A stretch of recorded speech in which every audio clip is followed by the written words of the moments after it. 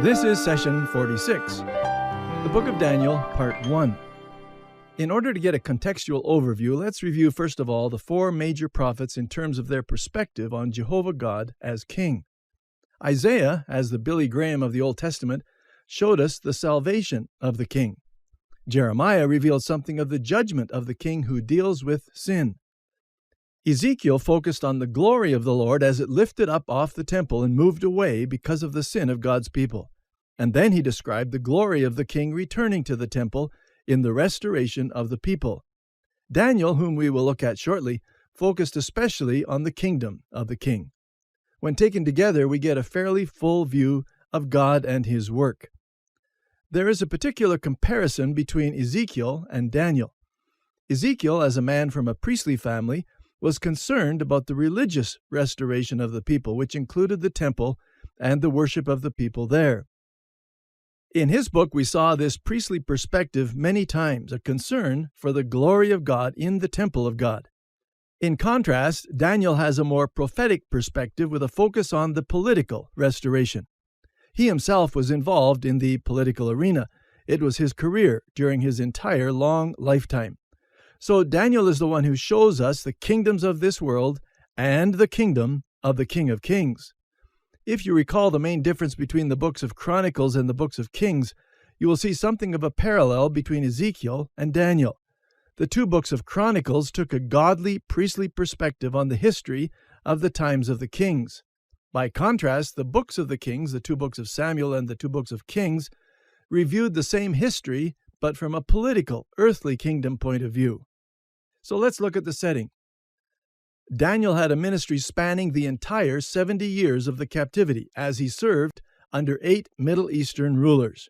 During that long political career, Daniel was 3 times the prime minister of the ruling kingdom of that time, especially under Nebuchadnezzar in the Neo-Babylonian period.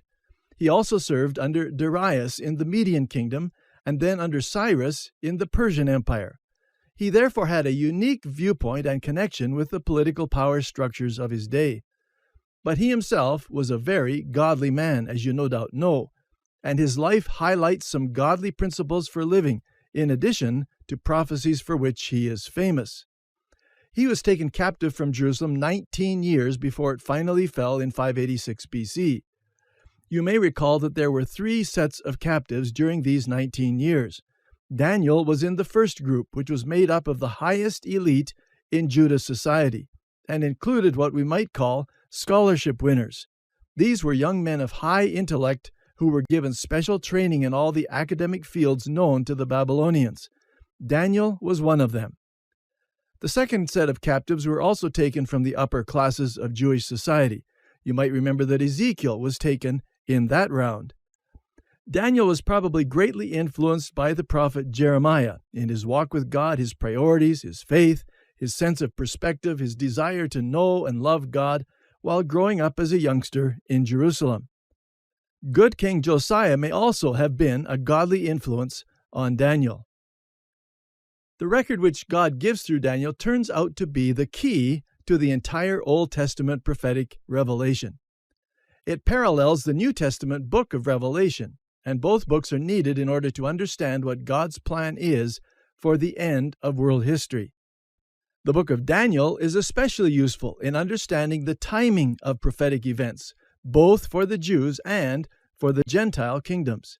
His book is the greatest book in the Bible dealing with godless kingdoms on one hand, informed by Daniel's own political experience, and on the other hand, the kingdom of God.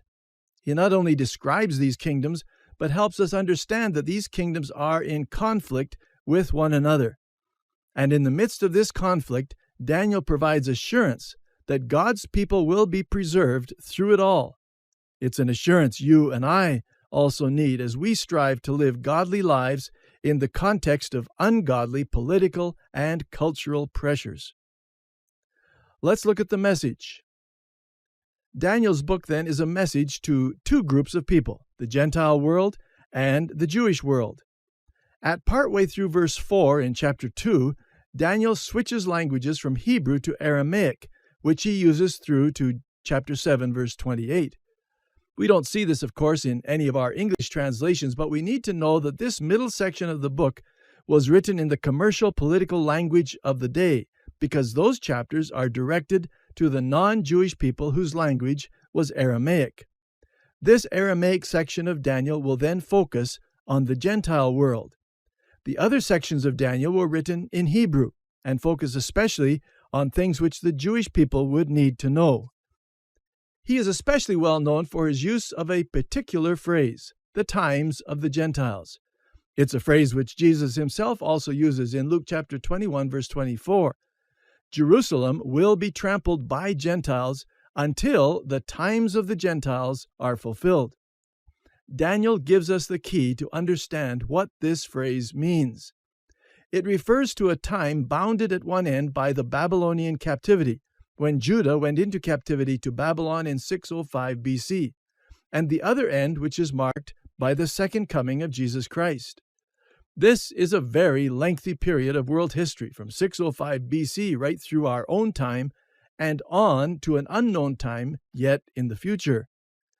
During this time, Gentile empires will be dominant on the scene of world history, and the Hebrew nation is left off to one side. When Jesus returns, the cosmic clock will start again for the Jewish nation, and they will be the central focus of world history. Fifthly, the structure. Chapters 1 through 6 are historical chapters based primarily around the dreams which God gave to King Nebuchadnezzar of Babylon. Chapters 7 through 12 are prophetic chapters which center on the visions which God gave to Daniel. So you have the dreams of Nebuchadnezzar, which deal with Gentile historical empires, and prophetic visions of Daniel, which focus on Israel. Two major parts of the book with differing emphases. What's the theme? The key thought in the book of Daniel can be found 3 times over in chapter 4. It particularly relates to Nebuchadnezzar, but it is also an overall theme. God says to Nebuchadnezzar that he, God, had done certain things which would bring the king to acknowledge that the Most High rules in the kingdom of men and gives it to whomever he chooses. This is repeated 3 times for strong emphasis. Even Gentile political rulers like Nebuchadnezzar, who ordinarily would not acknowledge the existence of Jehovah God, would have to come to the place of recognizing that there is a great Creator God who rules invisibly over all the world's kingdoms and gives these as a stewardship gift to whomever he wishes. I invite you to return for the next session when we will complete our study of the book of Daniel.